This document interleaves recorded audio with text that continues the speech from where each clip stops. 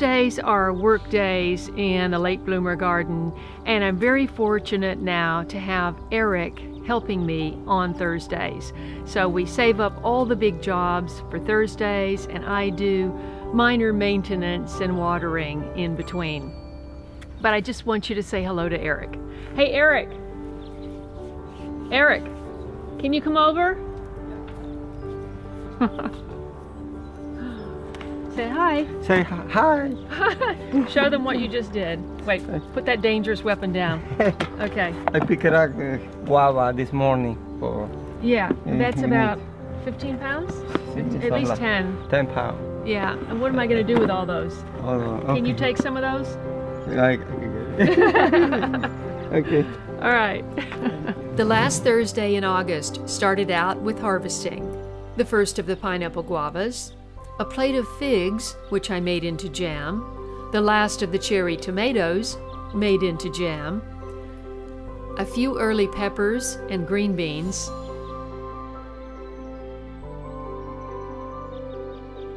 and a big load of the Aunt Ruby's German green tomatoes.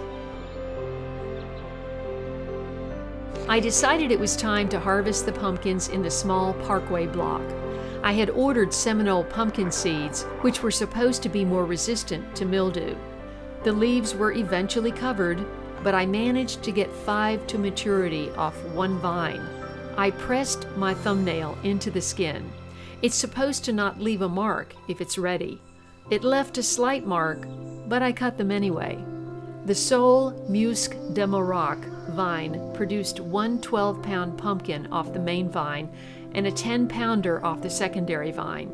I found these seeds on the Baker Creek Heirloom Seed website, and this was a prize winner at the 2016 National Heirloom Expo. Beautiful.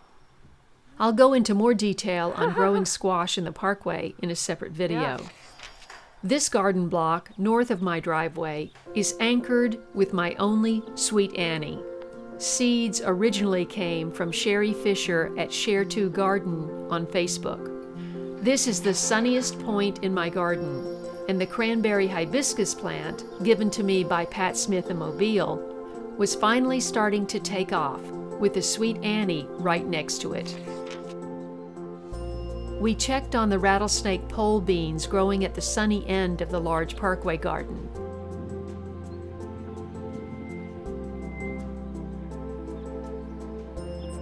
Some of the beans had more variegated color than others. I'm not sure why. Maybe they crossed in some way.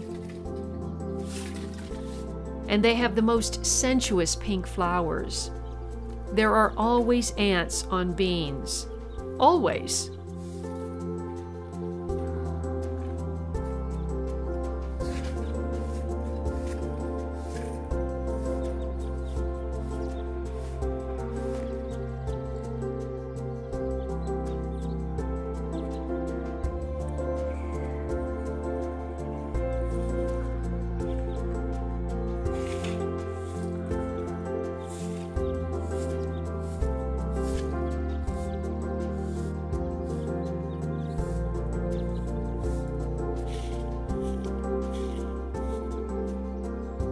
We usually turn up a few pests. This looked like a winged termite, so I wasn't taking any chances. Well, this looks like spider mites on the back of this. I don't know. And that's just a regular cabbage worm. Yeah. That got squished too. As I was taking my eggshells out to solarize in the sun, this small lizard crossed my path. Lizards are welcome in my garden because they eat pests. My tomato vines were nearly bare. Next door, the cowpea vines in my small raised bed were still producing and had blooms.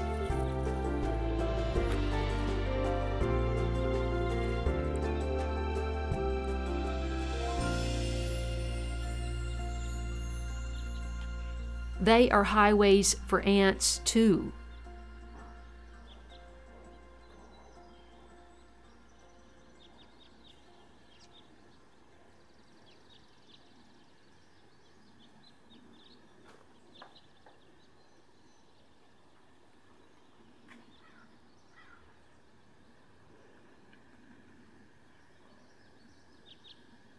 I marveled that the Yoder's German yellow tomato vines produced 7 big tomatoes at the end of their lives. There was hardly a leaf on the vines, so I didn't expect that to happen. I'll definitely be growing this variety again next year. There was true multi-species planting going on in my greenstock vertical planters.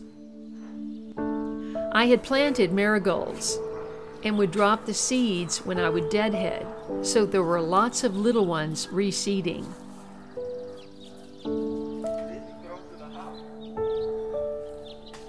The boysenberry had reseeded from the neighboring pot.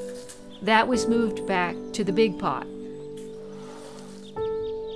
There were lovely volunteer tomato plants in each one, but I determined it was too late to keep them. And there was even red Malabar spinach. That seems to be coming up everywhere. And there was a weed. You don't see too many of those in my garden. Leaf miner terribly disfigures citrus leaves, but thankfully it doesn't stop production. The distinctive squiggly line is the larva burrowing through the tissue as it completes its life cycle, emerging from the leaf when it becomes an adult. Parasitic wasps will kill leaf miner, but since the original eggs could be inserted into the leaf from a moth, wasp, or fly, it's difficult to know when to be prepared with beneficial insects. I can't make a video without including one of my beautiful snapdragons. For the last job of the day, Eric smoothed and leveled the dirt under the table and chairs in my cozy corner and watered it down. It would dry hard. This will do until I come up with a more permanent solution. By this time, clouds were rolling in and the wind was picking up. I thought it might rain, so I grabbed my camera for some end-of-garden workday clips. But no such luck.